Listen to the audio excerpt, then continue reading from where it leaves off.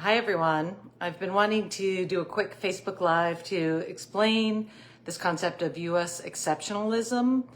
I have written about it a couple of times on my page, and I think it is what ultimately got Trump to give in today. Now that I have published week 22, which you can find on the website or on Substack if you follow me there, I just wanted to take a moment to kind of explain this to you, and then I got to go do my podcast. So the very brief of it is the U.S. for decades has been the safe haven for currency. So if you want to park your free cash anywhere in the world in what is viewed as the safest place, that would be U.S. Treasury bonds. And so we have become, the term is the world reserve currency. It's a wonderful thing for us. It makes the U.S. exceptional. It makes us sort of the central spoke of all of global economy. And because we have that, it also helps us in a lot of ways. One of which, it makes us, as U.S. economy, able to borrow more cheaply because people want to invest in our economy. So what happened in this last 5 days, in this whole torrent and storm? And I just want to back up and say, so my background, many of you know me from the Weekly List and activism, but my background is Wall Street.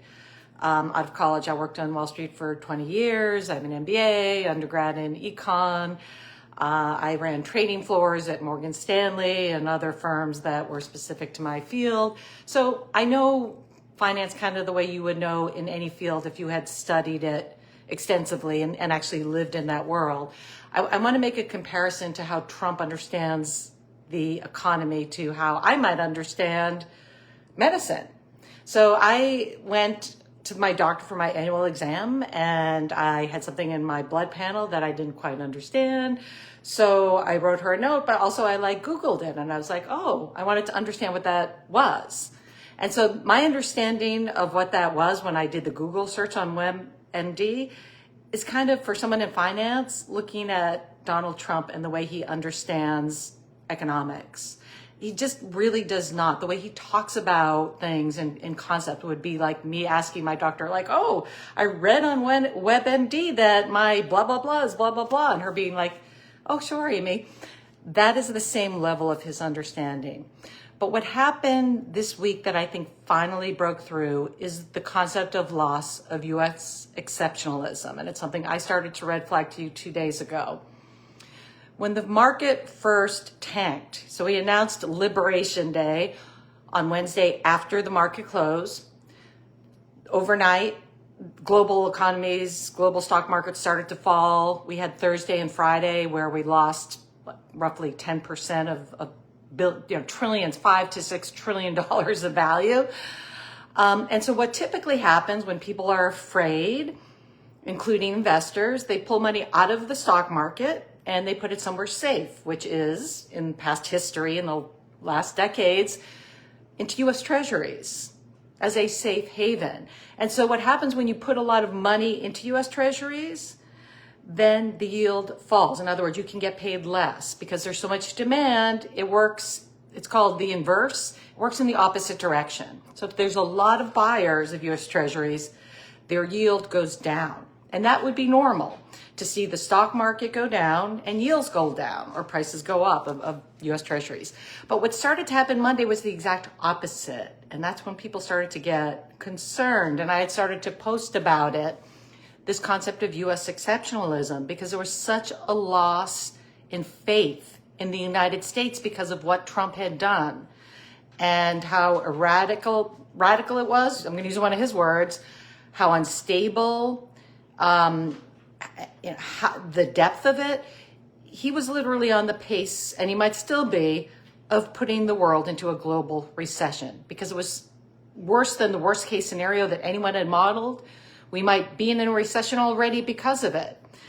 But this concept of loss of being the world currency started to play out starting Monday and Tuesday, because what happened is yields on U.S. bonds started to go up. Yesterday, Tuesday, our Treasury regularly will issue U.S. Treasuries to fund itself. They had a very bad auction yesterday. And prices just kept going up. Yields were spiking, which means people were not buying. We don't know exactly where those flows were coming out, but it does appear that many investors, instead of viewing the US as this most stable, safe haven, were starting to diversify and buy government debt of other countries around the world. What that could have signaled is this loss of the US being the center spoke, the world currency reserve. What would that mean for us? And what would that mean for Trump? And what did he figure out? For us, it would mean, okay, if last night overnight, rates spiked further. We had gone from going to like 3 3/4. We were heading back to 4.5 in a very short time. There was 2 days where mortgage rates went way down. And then yesterday they went up above 7%.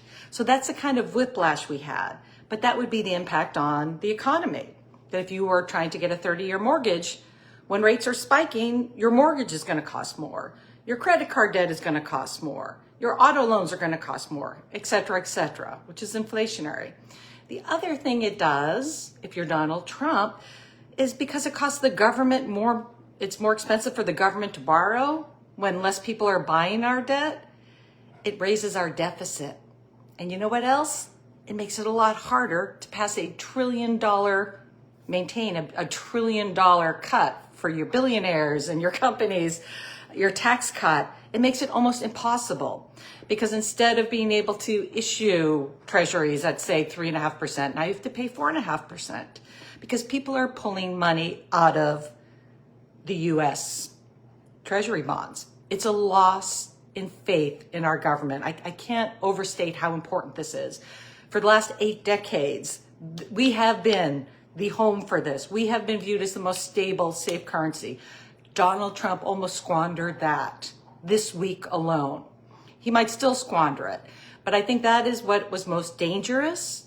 And what finally, when he started listening to Besant instead of Navarro, that quack, it wasn't because he cared about the middle class and bringing jobs back and blah, blah, blah. That's just all blah, blah, blah. He was going to lose his tax cut.